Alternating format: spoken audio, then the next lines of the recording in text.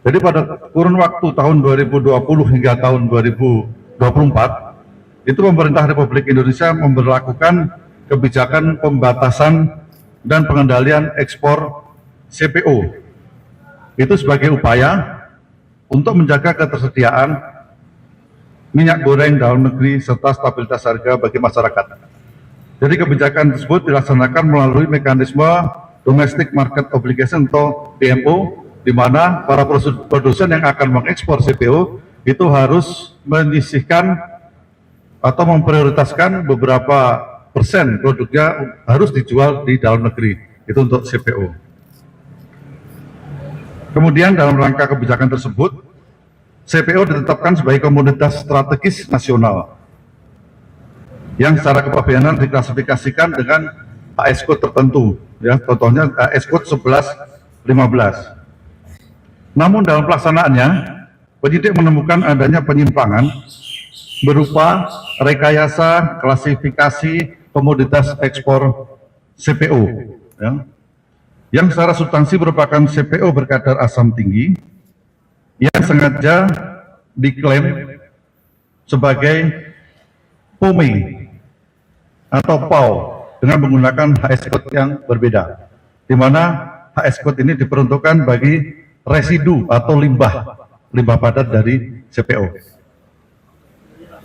Rekayasa klasifikasi tersebut itu tujuannya adalah untuk menghindari pengendalian ekspor CPO, sehingga komoditas yang hakikatnya merupakan CPO dapat diekspor seolah-olah bukan CPO dan terbebas atau diringankan dari kewajiban yang ditetapkan oleh negara. Hal ini terjadi karena adanya penyusunan dan penggunaan peta hilirisasi industri kelapa sawit yang belum berbentuk peraturan yang memuat komoditas serta spesifikasi teknis yang tidak dikenal dalam sistem klasifikasi internasional, akan tetapi tetap dijadikan acuan oleh aparat. Kemudian, modus berikutnya adalah meloloskan ekspor CPO dengan menggunakan klasifikasi yang tidak sesuai dengan tujuan untuk menghindari pembatasan dan pelarangan ekspor CPO, menghindari DMO, serta mengurangi kewajiban pembayaran biaya keluar dan pungutan sawit yang seharusnya dipenuhi kepada negara, sehingga pungutannya menjadi jauh lebih rendah.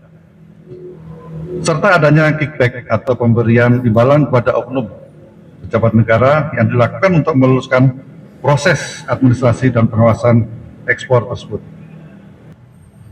Bahwa untuk kerugian keuangan negara dalam perkara ini itu masih dalam proses penghitungan oleh tim auditor. Namun demikian, berdasarkan perhitungan sementara oleh auditor kami, kerugian keuangan negara atau kehilangan penerimaan negara diperkirakan mencapai antara 10 triliun hingga 14 triliun rupiah. Itu baru kerugian keuangan negara dan belum merupakan potensi kerugian. Download Tribun X sekarang, menghadirkan lokal menjadi Indonesia.